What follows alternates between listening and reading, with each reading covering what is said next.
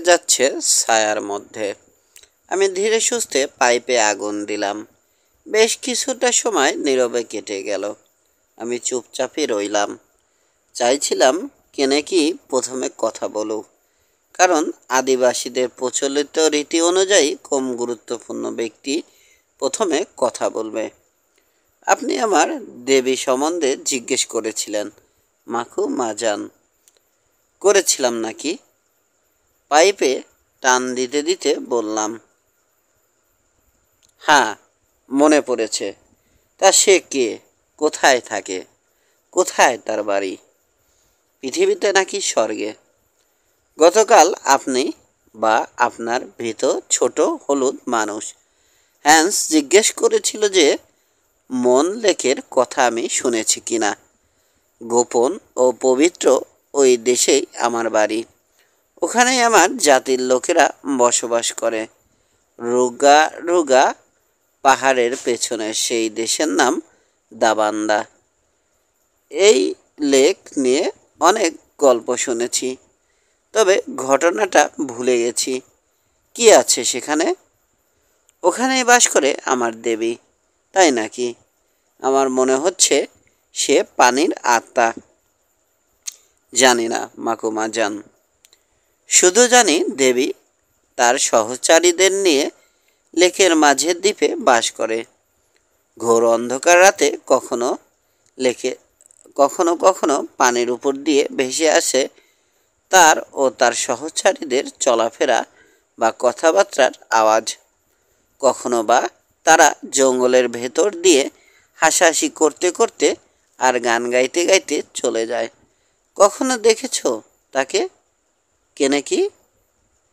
সে খানিকটা দ্বিধা করল। বিশ্বাসযোগ্য কোনো গল্প বানাতে গেলে যেভাবে সময় নেয় ঠিক সেভাবে। অন্তত আমার কাছে তাই মনে হয়েছিল। তারপর সে আমার প্রশ্নের উত্তরে বলল, হ্যাঁ, তখন বয়সে ছিলাম তরুণ। একবার আমাদের হারিয়ে যাওয়া কিছু ছাগল খোঁজার জন্য আমাকে পাঠানো হয়েছিল। ওগুলোর চিহ্ন অনুসরণ করতে করতে আমি জঙ্গলের ভেতর চলে যাই।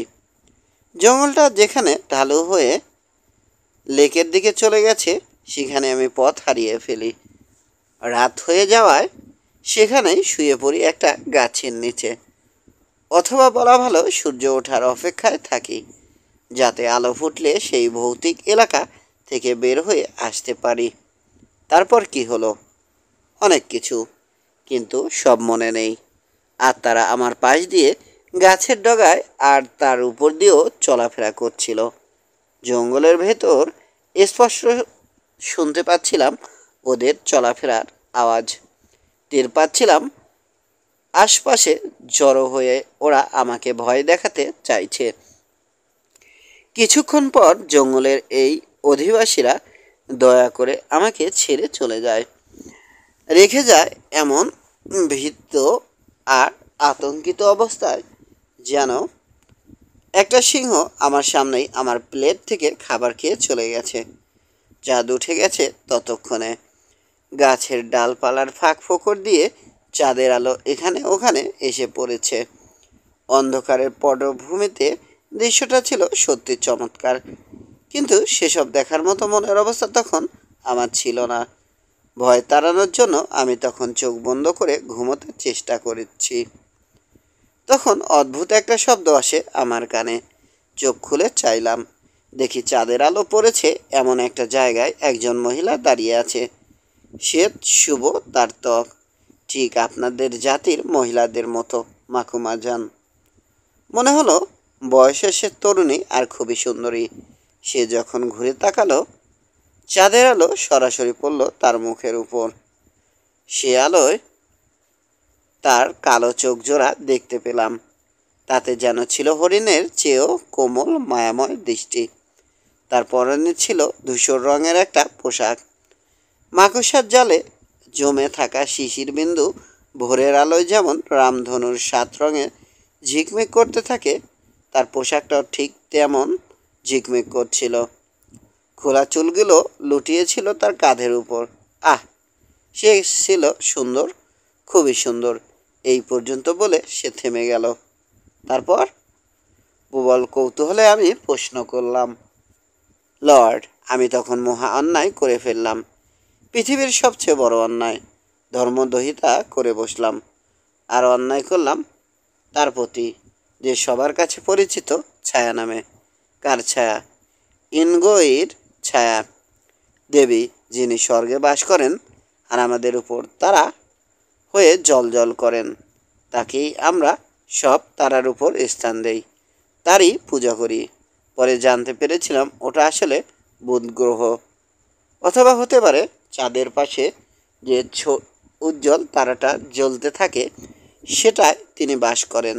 ঠিক বলতে পারবো না, তবে লেকের ভেতর ওই দ্বীপে যে থাকে সে পৃথিবীতে ইনগোয়ির প্রতিনিধি, সে কারণেই তাকে ছায়া বলা হয়। খুব ইন্টারেস্টিং, মুখে বললাম আমি, যদিও ওর কথার অর্থ খুব একটা বুঝিনি। শুধু এটুকু বুঝেছি যে এটা আফ্রিকার আরেকটা ধর্ম, তবে এর সূত্রটা আমি এখনও জানি না। কিন্তু কী অপরাধ তুমি করেছিলে, লর্ড? আমি তখন ছিলাম তরুণ, তার সৌন্দর্য আমাকে পাগল করে তুলেছিল। আমি দু হাতে জড়িয়ে ধরলাম তাকে, অথবা ধরার চেষ্টা করলাম, কিন্তু আমার ঠোঁট তাকে স্পর্শ করার আগেই আমার সব শক্তি শরীর ছেড়ে চলে যায়। হাত দুটো অবশ হয়ে শরীরের পাশে ঝুলে পড়ে, আর আমি হয়ে যাই পাথরের মতো স্থির। যদিও আমি তখন দেখতে ও শুনতে পাচ্ছিলাম। কি শুনলে আর দেখলে জেনে কি? সে আবার থেমে পড়তে আমি প্রশ্ন করলাম। তার সুন্দর চেহারাটা ভয়ানক হয়ে উঠতে দেখলাম। সে বলল, তুমি জানো কেনে কি আমি কে? আমার এই পবিত্র ও গোপন এলাকায় পা ফেলার সাহস তোমার হলো কি করে? আমি মিথ্যা বলার চেষ্টা করলাম, কিন্তু মিথ্যা আমার মুখ দিয়ে বের হলো না। তার প্রশ্নের জবাবে বললাম, আমি জানি আপনি ইনগোয়ি, আমি জানি আপনি ছায়া। আমার অন্যায়ের জন্য ক্ষমা চাইছি। ও ছায়া, তুমি যা করেছ তার কোনো ক্ষমা নেই। তারপরে তোমাকে প্রাণে বাঁচতে দিলাম। চলে যাও, ইনগোয়ির কাউন্সিল তোমার বিচার করবে। তারপর কি হলো? তারপর সে গায়েব হয়ে গেল। আমিও চলে এলাম, ভীষণ ভয়ে আক্রান্ত হয়ে উড়ে চলে এলাম জঙ্গলের ভেতর দিয়ে। পেছনে ধাওয়া করছিল বিভিন্ন কণ্ঠ, তারা ভয়ানক প্রতিশোধ নেয়ার শপথ শোনাচ্ছিল। পরদিনই কাউন্সিল আমাকে বন্দি করে, আমার কৃতকর্মের বহিষ্কারাদেশ দেয়। রায় অনুযায়ী আমাকে দেশ থেকে বের করে দেয়া হয়, যাতে পাহাড়ের ঢালে বসবাসকারী আবান্দা অর্থাৎ আমাদের শত্রুদের হাতে গিয়ে পড়ি। তাই হয়েছিল। শেষ পর্যন্ত ওরা আমাকে দাস হিসেবে বিক্রি করে দেয়। কিন্তু কেনে কি? তোমার অপরাধ সম্বন্ধে কাউন্সিল জানল কী করে? ছায়ার যা জানা, কাউন্সিলেরও সেই খবর জানা হয়ে যায়। একইভাবে কাউন্সিলের যা জানা, ছায়ারও তা অজানা থাকে না।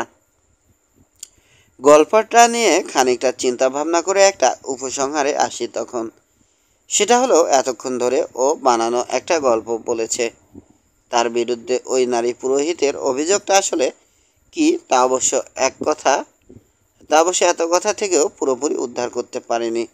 যদিও আমার মনে হয় অভিযোগ থাকলেও সেটা কেনে কি যা বলেছে তার চেয়ে অনেক খারাপ হতে বাধ্য। শুধু এতটুকু বুঝেছি, এমন সম্মানিত ও আক্ষরিক অর্থে পূজ্য একজনের বিরুদ্ধে ওর অপরাধটা ছিল অনেক বড়। এতই বড় যে গোত্রে অনেক বড় একটা পদমর্যাদা থাকা সত্ত্বেও ওকে নির্বাসিত হতে হয়। তবে কোনো মন্তব্য না করে আবার প্রশ্ন করলাম, আবান্দারা আসলে কারা, আর ওকে দাস হিসেবে কে বা কারা বিক্রি করলো? উত্তরে সে বলল, লর্ড, এরা সেই জাতির শাখা যেটা আমরা অনেক আগেই ছেড়ে এসেছিলাম। ওরা পাহাড়ের নিচের সমতলে বাস করে। ওরা আমাদের ঘৃণা আর হিংসা করে, কারণ ইনগোয়ি আমাদের উপহার দেয় বৃষ্টি আর চমৎকার ফল ফসলের পূর্ণ ঋতু, আর ওরা চরম অভাবের সাথে পার করে রুক্ষ শুষ্ক ঋতু। সে কারণে ওরা চায় আমাদের এলাকা আর পবিত্র লেক দখল করে নিতে। যাতে ওরাও ইনগোইকে দেবী হিসেবে পায়। তার উপর ওরা জনবহুল ও শক্তিশালী এক জাতি, কিন্তু আমাদের লোক সংখ্যা নিতান্তই কম, দিনে দিনে আরও কমে যাচ্ছে। ওরা শক্তিশালী হলে তোমাদের উপর চড়াও হচ্ছে না কেন, বা তোমাদের দেশ দখল করে নিচ্ছে না কেন? কারণ ওদের সেই সাহস নেই। ওরা যদি মনের পবিত্র এলাকায় পা দেয়, তাহলে ওদের উপর নেমে আসবে ভয়ানক অভিশাপ। তারপরও আবান্দারা সবসময় আশা করে কোনো একদিন হয়তো ওই অভিশাপ থাকবে না, তখন তারা আমাদের দেশ জয় করে নেবে। জয় করবে তাদের, যারা ওদেরকে দাবিয়ে রেখেছে বর্ষা নয় জ্ঞানের জোরে। এখন মাখু মাজান, আমাকে লোকদের সামনে নামাজে দাঁড়াতে হবে। সেই প্রভুর কাছে লোক দেখিয়ে মাথা নামাতে হবে যার প্রতি আমার কোনো বিশ্বাস নেই। আমি উঠে দাঁড়ালাম, তারপর আবার বললাম, যাবার আগে শেষে একটা প্রশ্ন। ইনগোয়ের কথা বললে লেকের ভেতরের দ্বীপে সে বাস করে। সে কি আসলে একজন নারী, নাকি তার চেয়েও বেশি কিছু? এর উত্তর কিভাবে দেব লর্ড? অবশ্যই সে একজন নারী, কারণ সে জন্ম নেয় আবার মারাও যায়, এবং তার জায়গা নেয়ার জন্য পেছনে রেখে যায় তার মেয়েকে। তারপরও সে শুধুই এক নারী নয়, বরং তার চেয়েও অনেক বেশি কিছু। অন্তত সেটাই আমাদের শেখানো হয়েছে। কি বোঝাতে চাইছো? বোঝাতে চাইছি, একই আত্মা প্রতিজন ছায়ার ভেতর বাস করে। একটা গল্প প্রচলিত আছে যে সে ছিল একজন ফেরেশতা, কিন্তু কোনো একটা পাপের কারণে তাকে স্বর্গ থেকে বের করে দেয়া হয়। খুলে বলো গল্পটা, তার পাপটাই বা কী ছিল? কেনেকের চেহারায় চতুর একটা ভাব ফুটে উঠল। বলল, লর্ড, পুরোহিতেরা বলে অনেক আগে একজন সাদা মানুষকে ভালোবাসতো ইনগোই, কিন্তু ইনগোইয়ের জন্য সে ছিল নিষিদ্ধ। তখন লোকটার আত্মাকে সাথে করে স্বর্গে নিয়ে যাওয়ার জন্য ইনগোই লোকটাকে মেরে ফেলে। সেই অপরাধে বারবার তাকে পৃথিবীতে ফিরে আসতে হয়, যেন সে নিজের অপরাধের শাস্তি ভোগ করতে পারে। বলতে বলতে সে আমার দিকে অর্থপূর্ণ দৃষ্টিতে তাকালো, এবং সাথে করে নিয়ে যেতে পারে তার ভালোবাসার পাত্রকে। সেই সাথে তাকে যেন ক্ষতিপূরণ দিতে বা তার কাছে ক্ষমা চাইতে পারে। ইনগোই এখনও তাকে খুঁজছে। তারার অবস্থান গণনা করে বুঝতে পারছি সময় কাছিয়ে এসেছে। খুব শীঘ্রই ইনগোই তাকে খুঁজে পাবে। বললাম, তাই প্রার্থনা করি, এবার যেন তাকে নিরাশ হতে না হয়। মনে মনে বললাম, প্রথম চেরেনির মৃত্যুক তুমি, এবং খুব ভালো গল্প বানাতে পারো। পাপী আত্মার পৃথিবীতে বারবার ফিরে আসা বহুল প্রচলিত একটা গল্প। এর সাথে কল্পনার মিশেল দিয়ে বেশ ভালো একটা পটভূমি সে দাঁড় করিয়েছে। চালাক বটে। চলে আসার সময় ভাবছিলাম, এই মিথ্যুক লোকটা আমার কাছে কি চাইছে। তবে ওর উদ্দেশ্য যাই হোক, ওকে কোনোভাবেই বিশ্বাস করা যায় না।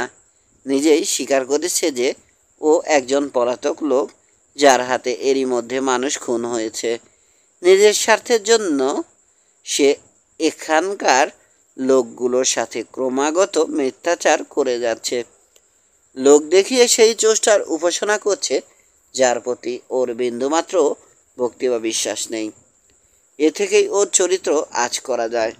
তারপরে শুধুমাত্র একটা কারণে আমি তখনই ওখান থেকে চলে যাইনি। সেটা হলো মন লেকের ঠিকানা ও পথের হদিশ জানতো কেনেকি, এবং বলেছে মন লেকের সাথেই তার নিজের দেশ। সত্যি বলতে মন লেক আর সেখানে বসবাসকারী রহস্যময় মহিলা পুরোহিত আমাকে দারুণ কৌতূহলী করে তুলেছিল। চাইছিলাম যে কোনো মূল্যে এ পুরোহিত সম্বন্ধে সব কিছু জানতে। কোনো সন্দেহ নেই, ব্রাদার অ্যাম্ব্রোস তার চিঠিতে এই লেক আর এই রহস্যময় পুরোহিত সম্বন্ধেই লিখেছিলেন। 2. অ্যালানের ব্যবসা বুদ্ধি। ফিরে এলাম আমার ক্যাম্পে। ক্যাম্পটা দাঁড় করানো হয়েছিল প্রায় ধ্বংসপ্রাপ্ত একটা বাগানের মাঝে। সেখানে নিজেদের অস্তিত্ব প্রতিষ্ঠা করার জন্য রীতিমতো লড়াই করছিল কলা, কমলা, পেঁপে আর অন্যান্য আঞ্চলিক ফল ফলাদির গাছ। বাগানটার অবস্থা দেখলে মনে হয় ইংরেজিতে সারভাইভাল ফর দ্য ফিটেস্ট বাক্যটা লেখাই হয়েছে এ গাছগুলোর জন্য। ওখানে খুঁজে পেলাম আমার হটেনটট ভীত হ্যান্সকে। হ্যান্স ছিল আমার বাবার একজন বিশ্বস্ত ভীত। অন্যভাবে বলতে গেলে এক অর্থে আমার তরুণ বয়স থেকেই ও ছিল আমার নির্ভরযোগ্য এক বন্ধু। তালপাতা দিয়ে বানানো আমাদের অস্থায়ী আশ্রয়ের বাইরে বসেছিল ও। দেখি ওর চোখ মুখ কুঁচকে আছে, তাকিয়ে আছে উনুনে চড়ানো মিলি গাছের গুঁড়ি দিয়ে তৈরি করা পাত্রটার ভেতরের বস্তুর দিকে। আমাকে দেখে উৎফুল্ল কণ্ঠে বলল, ব্যাস এসেছেন শেষ পর্যন্ত। 1 ঘন্টা আগে আরু নামের রাঁধুনি ছোকরাটা আমাকে এখানে বসিয়ে রেখে গেছে। বলে গেছে এটা যাতে একেবারে ফুটন্ত গরম বা একদম ঠান্ডা হয়ে না যায়, নইলে খাবারটা নষ্ট হয়ে যাবে। ও কসম করে বলে গেছে নামাজ পড়তে যাচ্ছে, কিন্তু ওর নবী যে আসলে কে তা আমার জানা হয়ে গেছে। গত রাতেও নবীর ধ্যান করার কথা বলে চলে গিয়েছিল। পিছু পিছু গিয়ে দেখি মটকার মতো বিশাল এক মহিলাকে চপাত চপাত চুমু খাচ্ছে সে। ওই মহিলার মুখটা বাস প্রমাণ সাইজের প্লেটের সমান, আর গোল গোল চোখ দুটো এত বড় যে দেখে ভয়ই পেয়ে গিয়েছিলাম। অবশ্য মহিলাদের ব্যাপারে আমি সবসময় একটু বেশি ভীতু, তাই নাকি? আরও 2-1টা ব্যাপারে তোমার ভয় কাজ করলে বেশি খুশি হতাম, যেমন ধরো জিনের বোতল।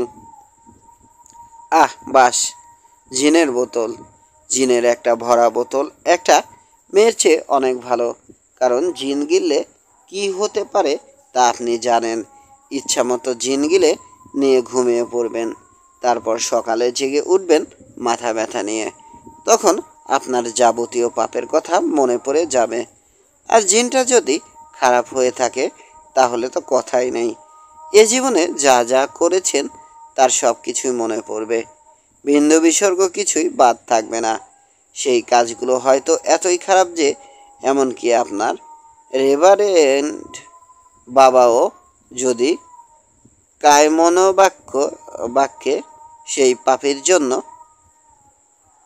আকাশে যিনি আছেন তার কাছে প্রার্থনা করে, তবুও সে ক্ষমা পাওয়ার যোগ্য নয়। কিন্তু বাস কথা হচ্ছে, সকাল তো কোনো না কোনোভাবে চলেই যায়, বিশেষ করে যদি এক পাইন্ট দুধ জোগাড় করে খাওয়ার সৌভাগ্য হয়।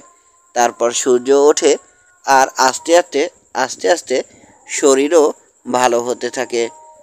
পাপবোধগুলো তখন ধীরে ধীরে মন থেকে কেটে যেতে শুরু করে, অন্তত আমার মন থেকে চলে যায়। সম্ভবত আপনার রেভারেন্ড বাবার প্রার্থনার জোরে আগুনের মাঝে তখন একটা জায়গা নিশ্চিত হয়ে যায়। তখন হয়তো আকাশের দয়াময় বিচারক পাপীর পদস্থলনগুলো উপেক্ষা করে যায়, কারণ জীবনের রাস্তাটা আসলে কাদাময় মাঠের মতো, খুবই পিচ্ছিল। খুব কম মানুষই সেখানে পানা পিছলে এগিয়ে যেতে পারে। 2-1জন কোনোভাবে সেটা পারলেও অন্যদের পা পিছলে পড়তেই হয় এবং সেখানে বসে কৃতকর্মের ব্যাপারে তাকে চিন্তাও করতে হয়। কিন্তু মহিলাদের ব্যাপারে কি বলবো ব্যাস, সম্ভবত আপনি নিজেও জানেন যে এদের ব্যাপারটা মোটেও তেমন সহজ কিছু নয়। 1 পাইন্ট দুধ বা সূর্যের আলো দিয়ে আপনি তাকে কোনোভাবেই মুছে ফেলতে পারবেন না। সবসময়ই কোনো না কোনো কোনায় সে আপনার জন্য অপেক্ষা করছেই, এমনকি মারা যাওয়ার পরও। বুঝতেই তো পারছেন ব্যাস। অর্থহীন বকবকানি থামিয়ে খাবার দাও, সে চেষ্টাই তো করছি বাস, কিন্তু মনে হচ্ছে কোথাও কিছু একটা গড়বড় হয়ে গেছে। স্রাপারটা হাড়ির তলায় আটকে গেছে, এমনকি লোহার ওই চামচটা দিয়ে টেনেও বের করতে পারছি না। বাস যদি কিছু মনে না করেন তাহলে পাত্রটা নিয়ে নিজে একটু চেষ্টা করে দেখলে মনে হয় ভালো হতো। সম্ভবত সেটাই বেশি সহজ হবে। এই বলে বিদঘুটে জিনিস সহ পাত্রটা সে আমার দিকে বাড়িয়ে দিল। এই জায়গাটা মুসলমানদের না হলে ভাবতাম তুমি মদ খেয়ে মাতাল হয়ে আছো। বাস, আপনি যদি মনে করেন যে এই নবীর পূজারীরা মদ খায় না, তাহলে মনে করব যেমন ভাবতাম আপনার মন আর মাথা তার চেয়েও বেশি নরম। এখানে জিন নেই সত্যি, কিন্তু কেন নেই তা জানেন? কারণ বহু আগেই ওরা জিনের স্টক খালি করে ফেলেছে। ব্যবসায়ীরা আবার আসার আগ পর্যন্ত জিন আর কিনতে পারছে না। কিন্তু এরা পাম গাছের রস দিয়ে একরকম মদ বানায়। অসুস্থ না হয়ে সেটা যদি যথেষ্ট গিলতে পারেন তাহলে সেটাও নেশা ধরানোর জন্য যথেষ্ট। দুঃখের সাথে বলতে হচ্ছে, বাস, অসুস্থ না হয়ে জিনিসটা আমি গিলতে পারি না। সেজন্যই এই সন্ধ্যায় মাত্র 2 পানিকিন ও জিনিস খেয়েছি। বাস, আপনি জিনিসটা একবার চেখে দেখতে চাইলে। হাতের নাগালে ছিল একটা 3 পে টুল। সেটাই তুলে ছুঁড়ে মারলাম হ্যান্সের দিকে। লাফিয়ে ও একপাশে সরে গেল। সম্ভবত এমন কিছু হতে পারে সেটা আগেই আঁচ করেছিল। কিছুক্ষণ পরের কথা, পাত্রের তলায় লেগে যাওয়া ইস্টু নিয়ে খানিক চেষ্টা চরিত্র করার পর ওটাকে ওভাবেই ফেলে রেখেছি। তখন অপরাধী মুখ করে আস্তে আস্তে হ্যান্স আবার কাছে এলো। এসে সচরোদ্ধ কণ্ঠে জিজ্ঞেস করলো, এই একঘেয়ে জায়গায় সন্ধ্যায় কি করবেন বলে বাস ভাবছেন? ওর চোখে সন্দেহ, কারণ আরও একটা টুল আর ইস্টুর আধা পাত্রটাও ছিল আমার নাগালের মধ্যে। মুহূর্তখানেক চিন্তা করে সে আবার যোগ করলো, ওই বিশাল লোকটা, মানে কেনেকির কথা বলছি, তার সাথে কথা বলবেন হয়তো। লোকটাকে দিনের আলোয় পেঁচার মতো দেখতে লাগে। অথবা হয়তো কথা বলবেন তার কোনো স্ত্রীর সাথে। কথা বলেছি, তবে সেটা কেনেকির সাথে, ওর কোনো স্ত্রীর সাথে নয়। কেনেকির যে কোনো স্ত্রী আছে তাই তো জানতাম না। পামের মদের নেশা কেটে গেছে দেখে হঠাৎ করেই জানতে চাইলাম, কেনেকির ব্যাপারে তোমার কি মনে হয়? কেমন লোক সে? হ্যান্স ওর নোংরা হ্যাটটা হাতে নিয়ে নাড়াচাড়া করলো খানিক। তারপর হলুদ চোখে আকাশের দিকে তাকিয়ে রইল কিছুক্ষণ। তারপর পটটা থেকে তুলে নিল মুরগির একটা ঠ্যাং। চিন্তাযুক্ত চেহারা করে সেটা মুখে চালান করে দিল। তারপর পকেট থেকে বের করলো ওর কর্ণ কপ পাইপখানা। তামাক চাইল, ভালো লক্ষণ, কারণ পাইপ ধরানোর অর্থ হচ্ছে যথেষ্ট সচেতন অবস্থায় আছে সে।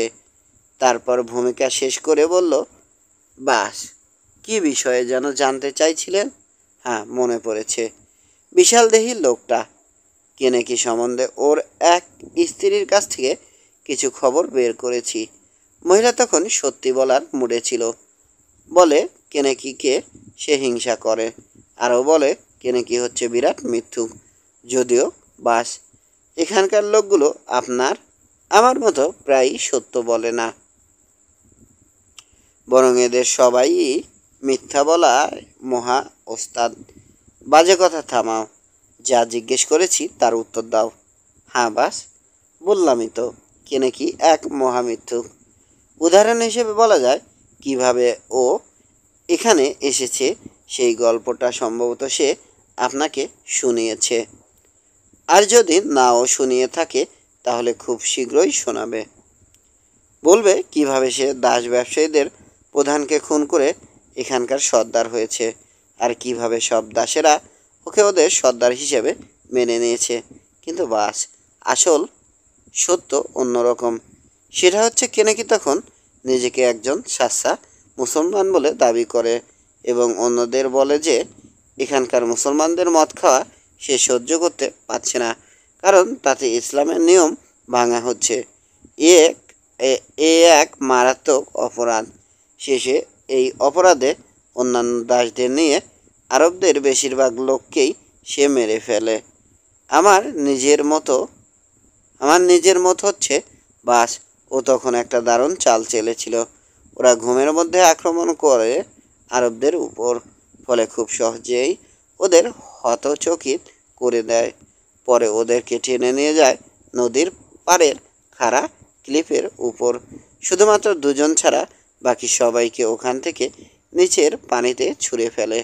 ওই দুজন কেনেকিকে মেরেছিল, তাই ছুঁড়ে ফেলার আগে ওদেরকে মৃত্যুদণ্ড দেয় কেনেকি। এরপরই এখানকার লোকেরা কেনেকিকে ওদের সর্দার হিসেবে মেনে নেয়, কারণ ওই দাস ব্যবসায়ীগুলোর কারণেই ওদেরকে ঘৃণ্য দাস হতে হয়েছিল।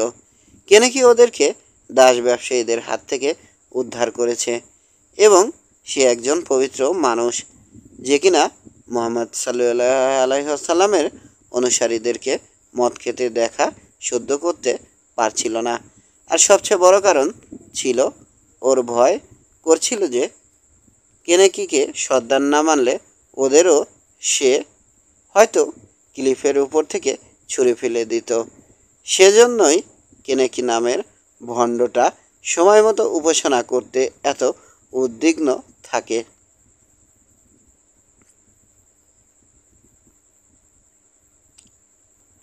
তাকে দেখাতে হয় যে সে একজন পবিত্র মানুষ এবং অন্যদের প্রতিও তার আশা তারাও ওর মতো পবিত্র হয়ে উঠবে।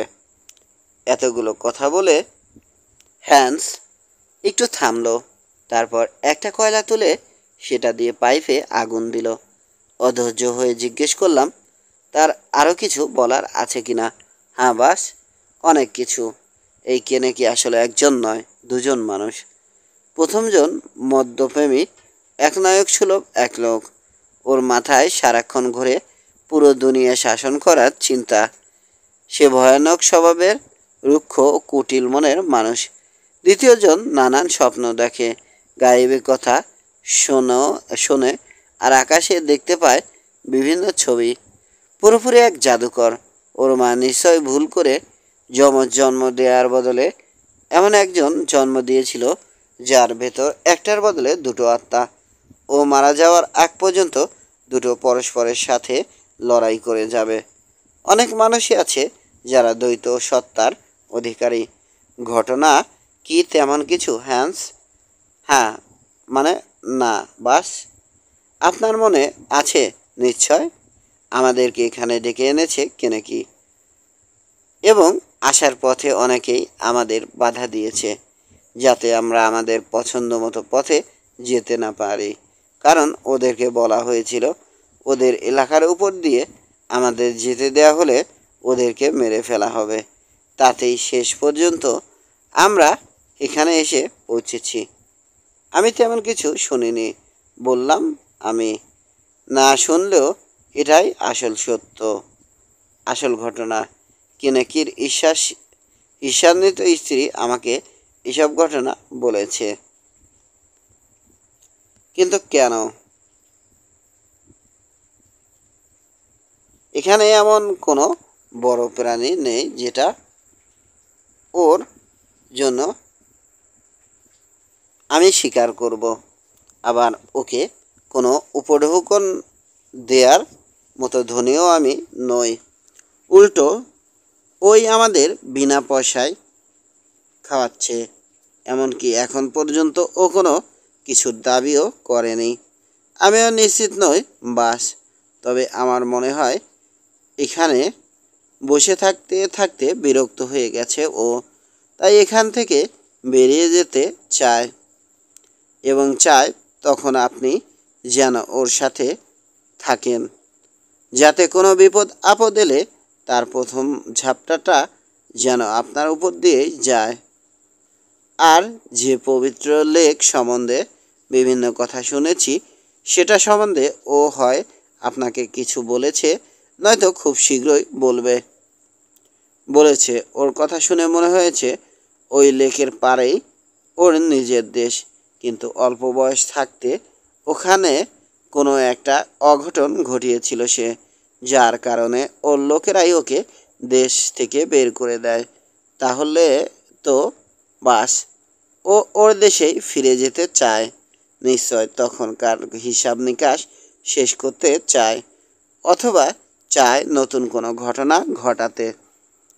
এখন কথা হচ্ছে, বাস আপনি কি ওর সাথে যেতে চান?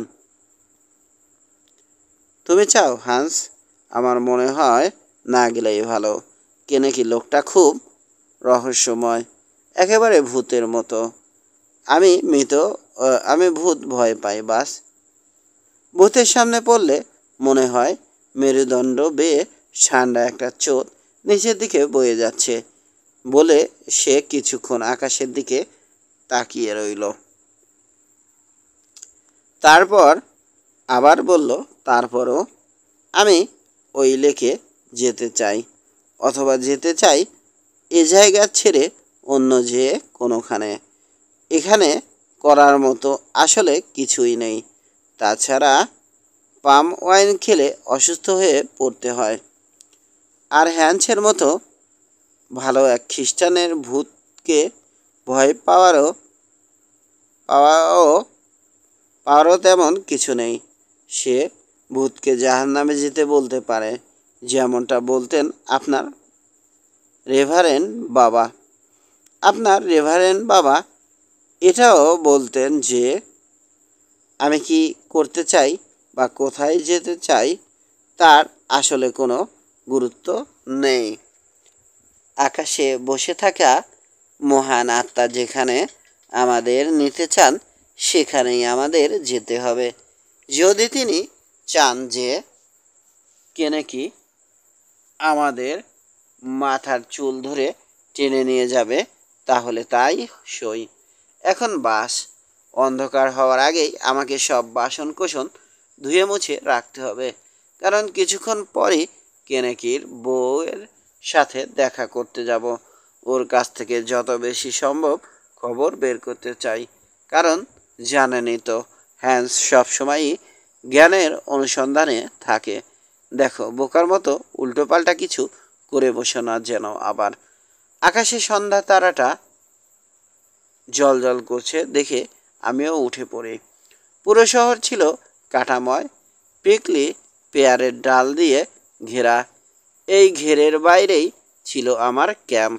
হাঁটতে হাঁটতে চিন্তা করছিলাম, হান্স আসলে সত্যি কথাই বলেছে, যদিও ওর নিজস্ব অদ্ভুত ভঙ্গিতে, কিন্তু কথাগুলো আসলেই সত্যি। পরিকল্পনা নিয়ে চিন্তা করা আসলে অর্থহীন, কারণ ভাগ্য যেখানে নিয়ে যেতে চায় সেখানে যেতেই হবে, সেটা আমার পছন্দ হোক বা না হোক। সন্দেহ নেই মানুষের চিন্তাভাবনা করার স্বাধীনতা আছে, কিন্তু পারিপার্শ্বিক অবস্থার প্রেক্ষিতে সেই স্বাধীনতা ভোগের সুযোগ প্রায় সময়ই সংকুচিত হয়ে যায়। গেটে পৌঁছে দেখি সাদা আলখেল্লা পরিহিত এক লোক দাঁড়িয়ে আমার জন্য অপেক্ষা করছিল। সে কেনেকি তাকে নির্দেশ দিয়েছে আমাকে এগিয়ে নিয়ে যেতে। তবে লোকটার নিজের ভাষায় শহরে যাতে কুকুর ঢুকতে না পারে আর আমি যেন পায়ে কাটা ফুটিয়ে না বসি, সেজন্য সে এখানে অপেক্ষা করছে। কাজেই ওর সাথে গ্রামের ভেতর দিয়ে রওনা হয়ে গেলাম। গ্রামের দক্ষিণ প্রান্তে একটা খালের উপর ক্লিফের দিকে যাচ্ছিলাম আমরা। পথে ক্ষীণকায় একটা জলধারা দেখলাম। কোনো এক সময় খালটায় হয়তো পানির স্রোত ছিল, কিন্তু এখন সেটা প্রায় মরা। খালের তলা দিয়ে ড্রেনের মতো একটু পানি বয়ে যাচ্ছে। হ্যান্স এ খালটার কথাই বলেছিল যে কেনেকি ক্লিফের উপর থেকে আরব দাস ব্যবসায়ীদেরকে ছুঁড়ে ফেলেছিল এটার পানিতে। কেনেকির বাড়িটা ছিল চুনকাম করা চারকোনা একটা বর্গাকার ঘর। ঘরটার চারপাশ ঘিরে তোলা ছিল মজবুত দেয়াল। ভেতরে ঢোকার জন্য ছিল একটা মাত্র রাস্তা, এবং তাতেও ছিল দুইটা ফটক। এছাড়া আর কোনোভাবে সেখানে যাওয়া যাবে না। বুঝলাম। নিরাপত্তার প্রশ্নে কেনেকি কোনো ঝুঁকি নেয় না। সাথে আসা লোকটা দ্বিতীয় গেটে পর্যন্ত এগিয়ে এলো, কিন্তু ওই পর্যন্তই। তারপর সে আর সামনে বাড়েনি। বাউ করে আমাকে এগিয়ে যেতে বলে নিজে পিছিয়ে যায়। সে চলে যেতেই ঘরের দরজা খুলে দিল কেনেকি নিজে। খেয়াল করলাম আমি ঘরে ঢুকতেই দ্রুত দরজা বন্ধ করে তাতে একটা আরকাট চড়িয়ে দিল সে, এবং তাতে আটকে দিল আদিম মেকানিজমের একটা তালা জাতীয় বস্তু।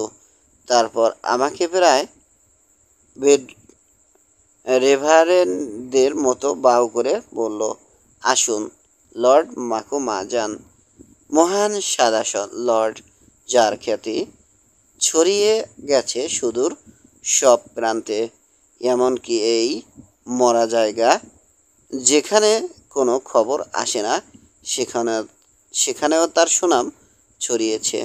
দ্বিতীয়বারের মতো ভাবলাম, কি চাও তুমি আমার কাছ থেকে? মুখে বললাম, তাই নাকি? আশ্চর্য, আমি তো তেমন কেউ নই।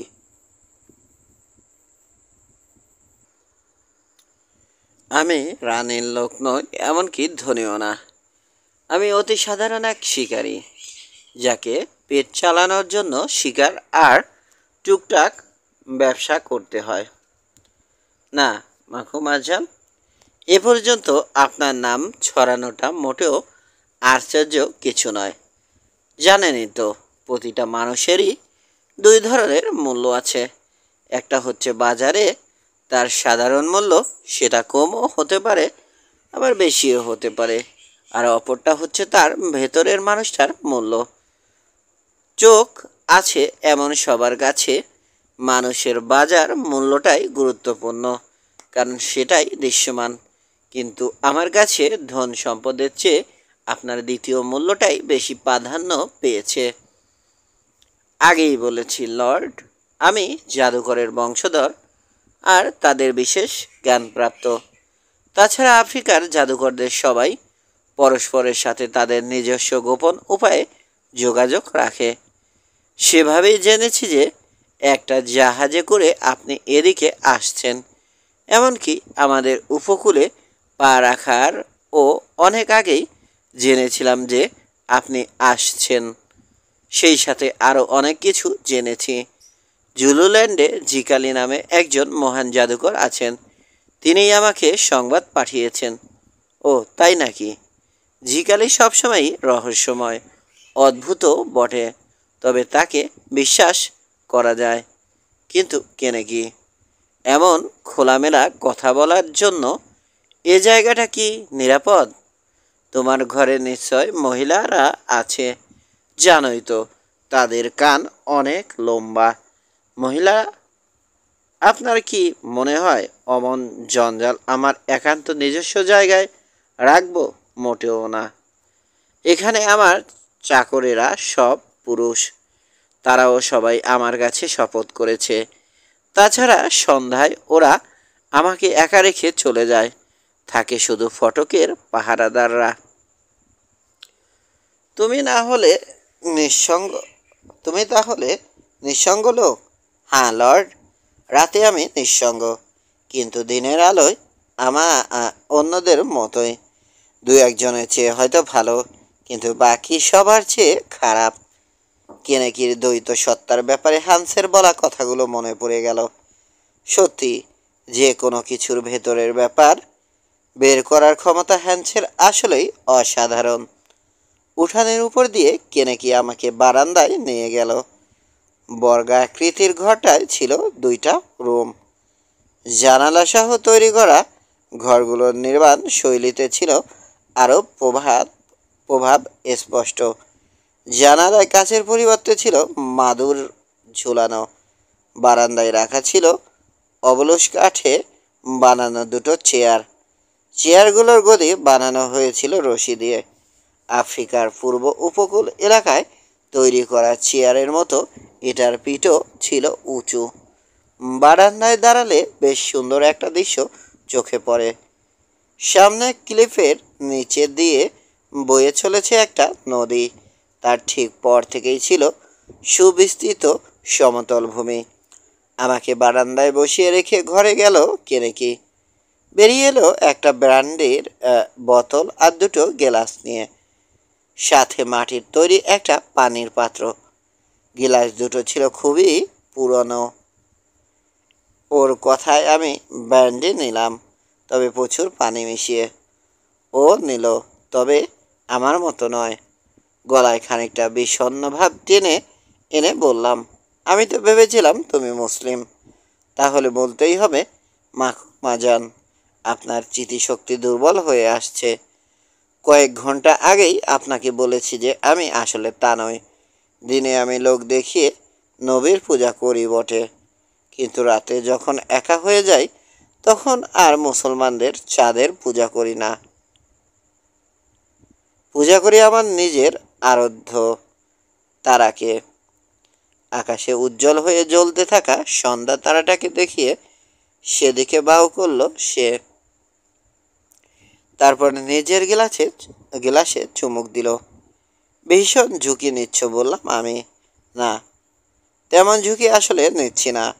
কাজ ঝাঁকিয়ে বলল, এখানে খুব ধার্মিক তেমন কেউই আসলে নেই। আর এমন কেউ নেই যে এক দুই চুমুক মদ না খায়। তাছাড়া আমি জাদুকর। জাদুবিদ্যার চর্চা যদিও এখানে নিষিদ্ধ, তারপর ওরা আমার কাছে জাদুর সাহায্যের জন্য আসছে। তাছাড়া সত্যি বলতে ওরা আমাকে ভয়ও পায়। তবুও কে নাকি, তুমি নিজে কি ওদের ভয় পাও না? হ্যাঁ মাকুমা যান, সময় সময় আমি ওদের ভয় পাই। এমনকি স্বর্গ যার কথা রাখে ও নিজেকে বোঝাচ্ছে, তারও ভয়ের কারণ ঘটে। আর এখানকার লেকের পাড়ের লোকেরা বিষের কাজ কারবার খুব ভালো জানে, বিশেষত মহিলারা।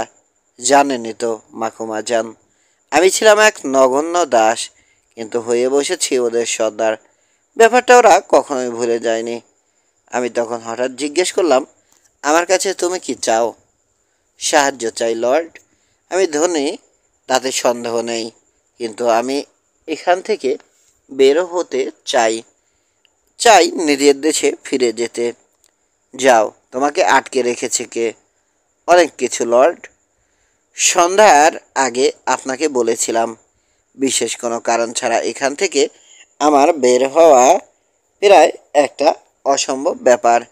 সেই চেষ্টা করলে এরা বিদ্রোহী বেঈমান হিসেবে আমাকে খুন করে ফেলবে।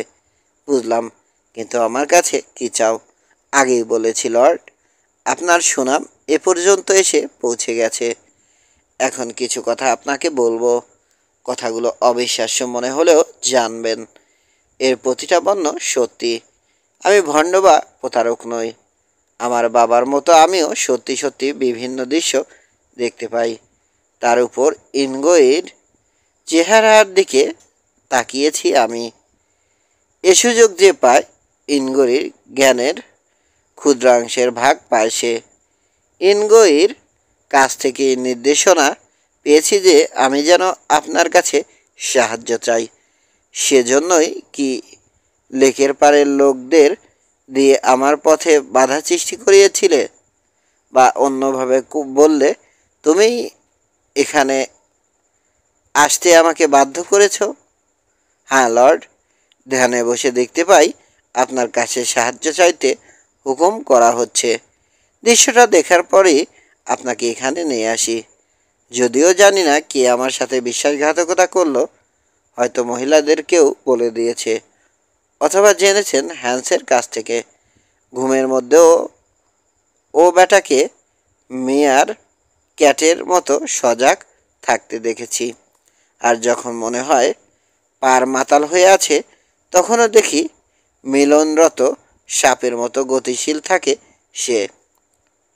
তো কি করতে হবে এখন আমার? কথা শুনতে শুনতে আর বলতে বলতেও ক্লান্ত বোধ করছি। কাজেই যা বলার তাড়াতাড়ি বলো। অধৈর্য হয়ে আমি আবার বললাম।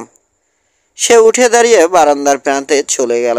সেখানে দাঁড়িয়ে আকাশে ফুটে ওঠা সন্ধ্যা তারার দিকে তাকিয়ে রইল।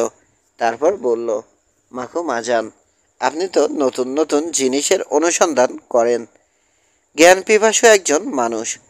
পবিত্র ও গোপন লেক লেক মনের নামও আপনি শুনেছেন। সেটার ধারায় এখন পর্যন্ত কোনো শ্বেতাঙ্গ লোক চোখ রাখার সুযোগ পায়নি। আপনি তো সেটার রহস্য সম্বন্ধে জানতে চান, তাই না? লেকমন সম্বন্ধে আমি যা বলেছি, নিঃসন্দেহে সেগুলো আপনার জ্ঞান ক্ষুধা আরও বাড়িয়ে দিয়েছে। কিন্তু কোনো গাইড ছাড়া কখনোই সেখানে যেতে পারবেন না। আমি ওটার রক্ষকদের একজন, তাই কেবল আমিই পারবো আপনাকে পথ দেখিয়ে ওখানে নিয়ে যেতে। এখন বলুন, ওই পথে আপনার অভিযানে আমাকে সাথে নেবেন? দাঁড়াও দাঁড়াও, তুমি তো ষাঁড়ের মাথায় শিং না বসিয়ে লেজ বসিয়ে দিচ্ছ। ওই জায়গা খুঁজে পাওয়ার ইচ্ছা আমার থাকতেও পারে, নাও থাকতে পারে, কিন্তু বেশ বোঝা যাচ্ছে তোমার সেই ইচ্ছা আছে। আর আমাকে ছাড়া তুমি সেখানে যেতে পারছো না, তাই তো? হ্যাঁ, তাই। হালকা গর্জনের সাথে বলল, আমার মনের কথা অকপটে আপনাকে বলেছি। ছায়া যার উপর পড়েছে তাকে ছায়ার অনুসরণ করতেই হবে। আমি স্বপ্নে দেখেছি, একবার নয়, তিনবার দেখেছি যে আপনার সাহায্য ছাড়া বের হবার চেষ্টা করলেই আমি ওদের হাতে খুন হয়ে যাব। আপনার কাছে তাই প্রার্থনা করছি, আমাকে সাহায্য করুন। তখন আমার ভেতর জেগে উঠল ব্যবসা বুদ্ধি। অনেকেই ভাবে আমার ব্যবসা বুদ্ধি কম বা একেবারেই নেই, কিন্তু আসলে তা আমার ভেতর আছে এবং প্রখর ভাবেই আছে। বললাম, দেখো, আমি এই দেশে এসেছিলাম শিকারের জন্য। শুনেছিলাম সামনের এলাকায় হাতিসহ আরও অনেক বড় বড় প্রাণী আছে। জানোই তো, আমি পেশায় একজন শিকারী। কোনো রহস্যময় লেক বা অন্য কোনো কিছুর সন্ধানে আসেনি। তবে হ্যাঁ, পথে যদি তেমন কিছু পড়ে তাহলে আনন্দের সাথেই সেটা দেখব। অর্থাৎ বলতে চাচ্ছি, আমাকে যদি তোমার জন্য বিপজ্জনক ঝুঁকি নিতে হয় তাহলে সেজন্য তোমাকে তার মূল্য দিতে হবে, চড়া মূল্য। কট্টর মানসিকতার ধনী লোকের কাছে ধার চাইতে গেলে সে যেভাবে দরিদ্র লোকটার দিকে তাকায়, ঠিক সেভাবে চোখ মুখ পাকিয়ে আমি কথাগুলো বললাম। বুঝতে পেরেছি লর্ড, সেটাই স্বাভাবিক। আমার কাছে 100 ব্রিটিশ স্বর্ণমুদ্রা আছে। ওগুলো পাই করে আমি জমিয়েছি। আমরা যখন লেকের পাড়ে পৌঁছে যাব সেগুলো আপনার হয়ে যাবে। আমি চেয়ার থেকে লাফিয়ে উঠে দাঁড়ালাম। বললাম, 100 স্বর্ণমুদ্র লেকের পাড়ে পৌঁছানোর পর? যেখানে আমরা সম্ভবত কখনো পৌঁছাতে পারবো না। মনে হচ্ছে আমাকে অপমান করতে এখানে ডেকেছ। বিদায়। আগামীকালই আমি এই জায়গা ছেড়ে চলে যাচ্ছি বলে বারান্দা থেকে নেমে যাওয়ার জন্য পা বাড়ালাম। লর্ড, দয়া করে এই দাসের কথায় কিছু মনে করবেন না। আমার কোটের ল্যাপেল ধরে ফেলে সে বলল, আমার যা আছে সব কিছুই আপনার। ভালো বলেছ।